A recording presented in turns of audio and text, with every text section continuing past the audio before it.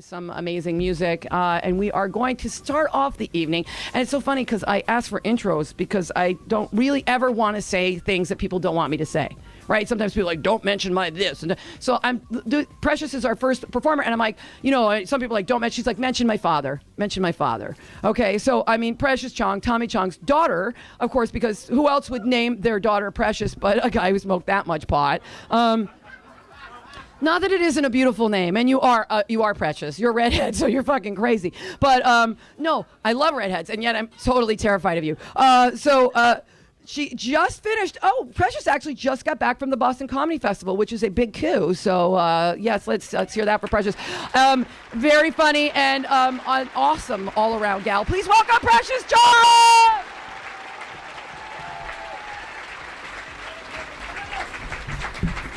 Oh my God, the last time I performed here, I ran up like that and I totally tackled the waitress and we fell down. We fell down. It was a great way to start my set. Yes, my dad is Tommy Chong of Cheech and Chong, guys. And guess what? I was asked to host the 420 event in Ottawa this year. Yeah, Fill the Hill. So that makes me the Justin Trudeau of marijuana. Right? Am I right? I didn't ask for this. I was born into it like Prince William. It's my legacy. So guys, people are always like, what is it like to have Tommy Chong as a dad? And I want to be like, it's exactly what you think. He gets stoned every day. I don't want to disappoint you. It really is. But I'll tell you one weird story that happened to me. Which will sort of exemplify what it's like. I was doing a show and I went to get a coffee across the street and I was waiting to pay. And the guy in front of me said, hey, did you know that Tommy Chong's daughter is doing a show across the street? And I was like, oh, that's me. They're talking about me. What are you going to say? And he goes, oh, no, I didn't know that. What's he doing now anyway? And the cashier goes, oh, he died. Yeah, it was a really long illness and he died. And I was like, excuse me, Tommy Chong is my dad and he's not dead. He's in jail. I know, which is so crazy now. It's legal in Colorado, guys. And my dad went to jail for 9 months for selling bongs with his face on it. Isn't that insane? Bush. And Harper is trying to copy him. It's so sad. Oh, God. Anyways, let's not talk about that. Let's just bring us down.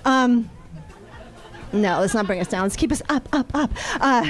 So my dad went to jail, and I was single when he was in jail, so he would try and set me up with some of his inmates. He would give them my home phone number. He was like, they don't have anyone to talk to. And there was one guy, sadly enough, who I thought was kind of cute. I saw him during visiting hours. He was doing time for selling prescriptions, and my mom's like, he's a doctor.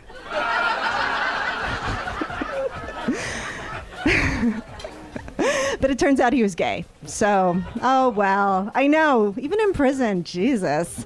But I did finally meet someone, thank God, and we had a kid together, and that's why I'm in Toronto. Woo, but we're not together anymore. Don't get too excited. But we do have a kid together. Woohoo! Okay, we're up, we're down, we're up again.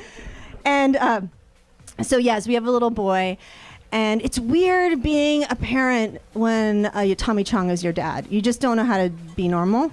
For instance, you just don't know what that is, right? You're like, oh, I don't know. So Jack had a play date, and the next day he's like, oh, Michael's not allowed to play at our house anymore because you let us watch Tremors on Netflix. And I was like, Jesus Christ, my parents dropped acid and took me to see Thumbelina when I was 3. I have no reference. I have no, seriously, they did. They dropped acid. I remember this. I was 3 years old and I was trying to watch the movie and they kept laughing hysterically and I'd be like, shh. I know. But now my son is 8 years old, and anyone here a parent? You're like, woo, no, fuck that. I'm gay and I love it. Fuck you. Well, anyway, so I have an 8-year-old little boy, and I said that already, and now he is obsessed with Video games, guys. Anyone up here obsessed with video games? So he loves GTA 5, Greater Toronto Area 5. I know it's not called that. I'm just kidding. So he is obsessed with GTA 5, and I'm like, there's no way I'm going to let my 8-year-old son play that game because it's just not appropriate, right? It's not appropriate. So he plays it at his best friend Amir's, and he came home the other day and he goes, "Mommy, Amir bought a private dance for $40. I know, right? 8 years old. And I'm like, Jesus Christ. When I did private dances, they were $50. And this was in the early 90s. What is happening to our economy? Can we please raise the minimum wage? No, it's true. I did work at a strip joint in LA for one night called Crazy Girls. Woo! Aptly named Crazy Girls. And it wasn't my self-esteem that prevented me from working there longer. It was the aerobic exercise. Guys, I didn't know how to do any tricks on the pole. I didn't know any tricks, so I just jumped around a lot, so much. I was like... And the guys just looked up at me like, she's cute, but this is exhausting.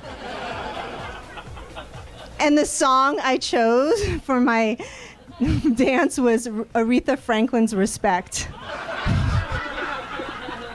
Unironically, I might add. I was like, it's so cute and vintagey. Yeah, let's choose that one. But it's funny because back to that, Amir and Jack were having a play date, and they were watching this movie, and the guy was some, shoot 'em up, crash your car movie, and he was parking, went through a parking, those gates, and Amir goes, I always do that when I play Grand Theft Auto because I hate paying for parking. And I think that's what Grand Theft Auto should be, like just mundane life details like parking tickets and taxes and getting a minimum wage job, Oh my God. But so my son had a girlfriend in second grade named Michaela. I know, and she was a total bitch. I'm not kidding. Like, he picked it out. Like, he totally went for the tight and bright. The girls were like, she's not the prettiest girl, but she knows how to work it. She's like, ooh, what's happening? She was like, wears like the bright sweater, and she's like, hi, Jack. I know. So he wanted to get her a Valentine, a special Valentine. And I got totally excited because I realized, I was like, oh my God, this is my opportunity to create in this little boy the perfect man. I can start him by like telling him, what women like shoes and jewelry, and to listen to her when she talks about things. And I was creating a gay man, I know, but... And then my best friend Phil, who's gay, he was like, you should buy her one of those candy necklaces, because what woman doesn't love a little jewelry? So that's what he did. And then I found a picture that she'd drawn in his bag. And there was a picture of Jack with a lock on his heart and a leash that went to her wrist. I called it, right? So now they're not together anymore. She's totally his nemesis, and I'm scared of her. I went to pick Jack up at daycare, and I was wearing this fur coat. It's vintage. Don't judge me. And she goes, is that fur? And I got scared, I got scared. I was like, oh God, don't show fear. Do not show fear. And I just was like, yeah.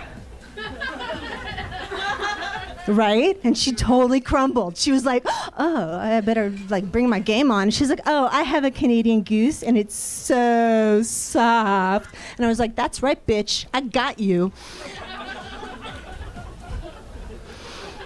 And then we had a little chat because it was during the Christmas party, and she was asking me about our plans for Christmas vacation.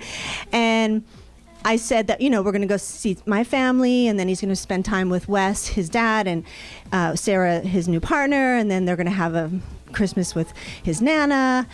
And then she goes, it must be so confusing for Jack.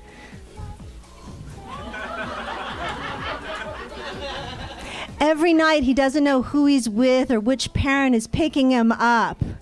Can you believe this little bitch? So I said, yeah. And Michaela, I always see your mom picking you up, but I've never seen your dad. What's with that?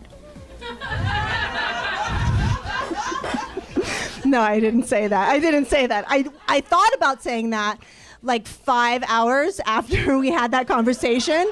I was like, oh, fuck, I should have said that. Damn it. Darn it, next time I'm going to totally take her down.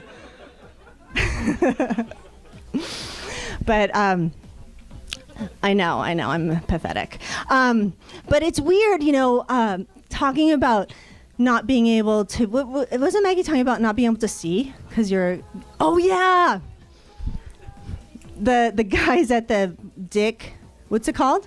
Dick Doc. The Dick Doc. I can't see anymore, guys. I can't see. I'm really, I wear contact lenses already, but I'm in my 40s now, and all of a sudden I've got that thing, right? Where you're like, what the fuck is happening? And my son had a fever. So I had to give him some Tylenol, and I couldn't see it. I was like, oh, I can't see the dosage. I just can't. So I guesstimated. I was like, he's older now. He probably gets a whole one. And then afterwards, Jack, my little boy, he looks at it and he's like, well, I'm supposed to get this much, like half of what I gave him. And I'm like, he's like, is that what you gave me? And I'm like, yeah, you're good. And then he fell asleep really quickly. And then I was like, oh God, I should probably call poison control and find out, But then I couldn't see the numbers on my cell phone, so I was like, ah, fuck it. Thanks so much, guys. You've been great.